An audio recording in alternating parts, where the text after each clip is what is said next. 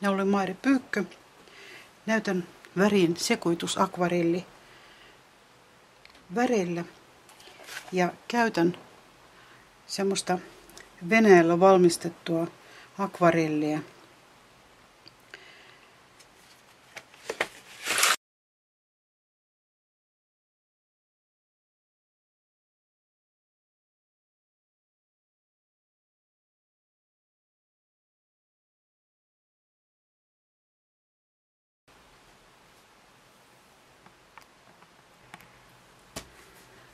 Täällä on nyt sen laatikon valikoima. Jokaisen värin vastapäätä on maalattu suoraan kyvetistä se väri ja sitten laimennettu väri. Suurin piirtein 2 kertaa. Siis huuhtelin sen siveltimen ja lopuilla sitten maalasin sen toisen. Se on vaalennettu tavallaan niin kuin sekoitettuna valkoiseen, koska se on 2 kertaa vaaleampi suurin piirtein kuin se pääväri tai se oikea väri sieltä. Tähän riviin minä laitan niiden vastaparien sekoitukset. Tässä tapauksessa se on aika mekaaninen se sekoitus, koska sen vihreän ei ole välttämättä ihan vastaväri tämä sienna. Ja viridiaanin ei välttämättä ole se oranssi, se ei olekaan, se on ilmeisesti tämä. Mutta sekoitetaan kuitenkin nyt vastakkain ja katsotaan, mitä alkaa tapahtumaan.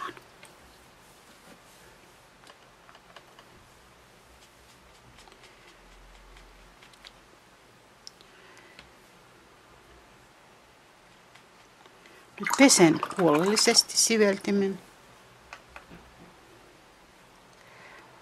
Sitä violettia kannattaa ottaa erittäin vähän, koska se on niin voimakas, että se tavallaan niin kuin tappaa sen keltaisen.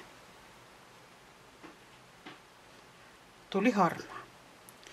Violetti ja keltainen ovat vastavärejä.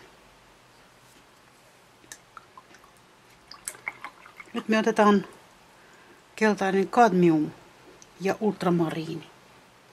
Ensin kadmium, keltainen kadmium, sitten pesen huolellisesti ja ultramariini, pieni määrä. Myös tuli harmaa. Vähän viertävä harmaa, mutta harmaa kuitenkin.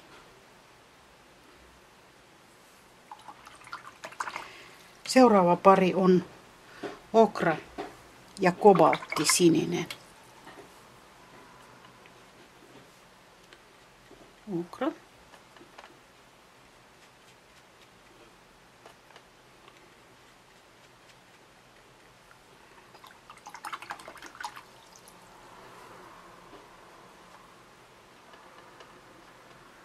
Ja kobaltti. Taas tuli harmahtava sininen. Vähän erilainen kuin ne 2 muuta. Seuraava pari on niin sanottu kultainen okra. Tämä. Se on oranssin ja okran välinen väri. Erittäin voimakas, kaunis ja hyvin kestää sekoitukset niin kuin kaikki okrat.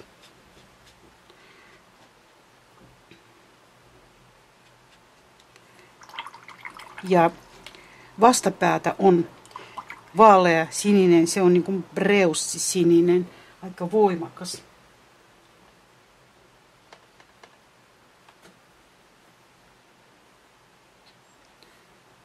Vähennän sen määrän.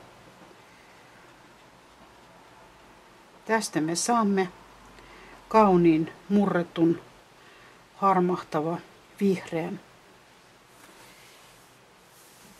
Vähän lähellä viridiaania. Seuraava on puhdas oranssi.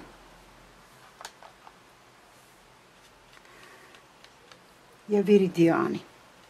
Viridiaani on semmoinen vihreä, voimakas.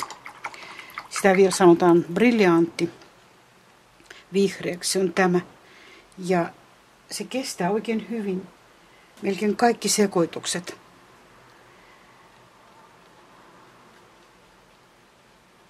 Katsotaan mitä tapahtuu. Tapahtuu se, että syntyy uusi, kaunis, murrettu vihreä, vähän lämpimämpi kuin se edellinen. Mutta niin, niitä voi sanoa harmaaksi, niitä voi sanoa vihertävä harmaaksi. Mutta varmasti maisemassa on hyvä käyttää semmoisia sekoituksia. Seuraava pari on okrapunainen.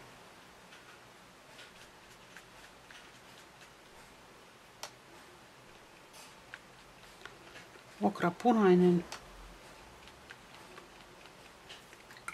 ja vihreä, voimakas, keltavihreä. Sen virallinen nimi on semmoinen tässä laatikossa.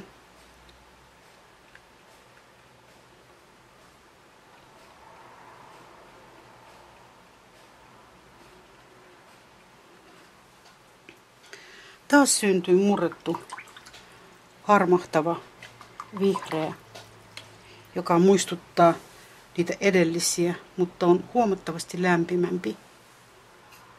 Seuraava on siena.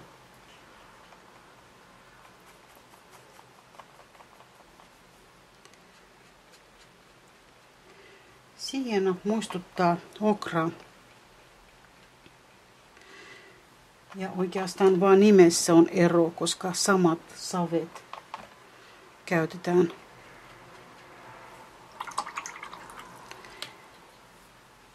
Ruohon vihreä on sen vastapari. Lisätään sitä nyt.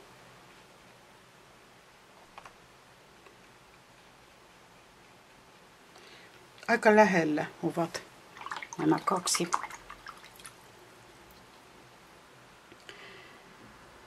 Poltettu sienna tulee tähän ja siihen sekoitetaan Mars ruskea.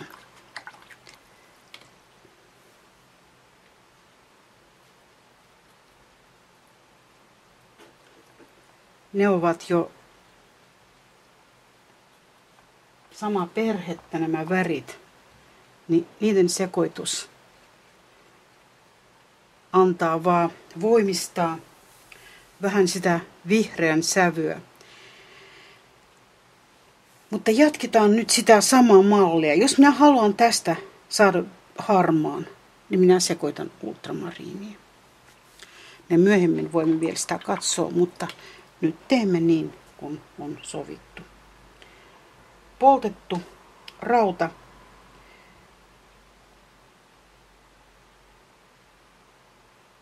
Tai se on rautan oksidi.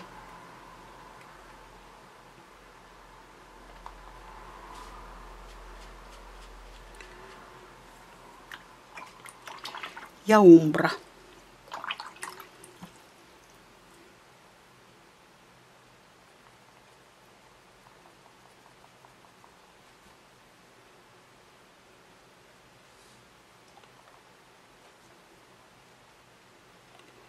Umbra on myös sukua okralle.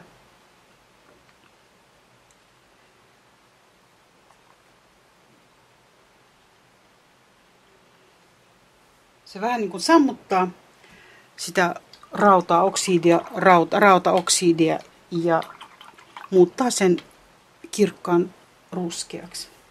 Poltettu umbra, seuraava ja kirkas punainen. Kirkas punainen ja poltettu umbra.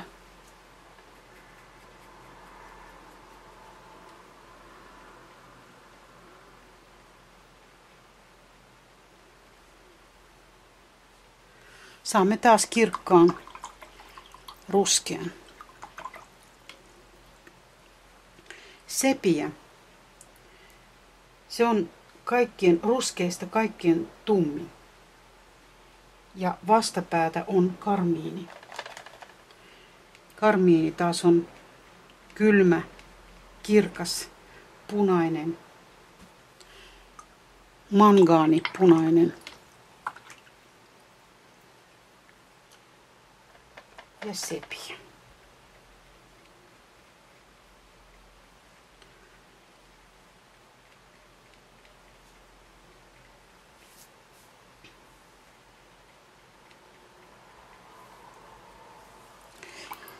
Semmoinen kylmä, tumma, ruskea, joka muistuttaa vähän violettia.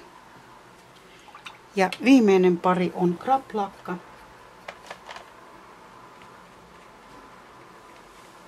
Ja musta. Musta akvarellissa on semmoinen väri, joka joskus ei toimi ihan toivottulla tavalla, koska mustat ovat eri valmistajilla ja joskus samalla valmistajallakin eri laatikoissa on vähän erilaiset. Jos se on, siis musta on aina Nokiasta tehdään ja Nokia saadaan erilaisista puista tai mineraaleista ja se aina riippuu se mustan sävy siitä, mitä on poltettu. Että kaikkien paras, mitä minä tiedän, että se on viinirypäle Nokia. Se on aika kirkas, puhdas ja hyvin kestää sekoitukset.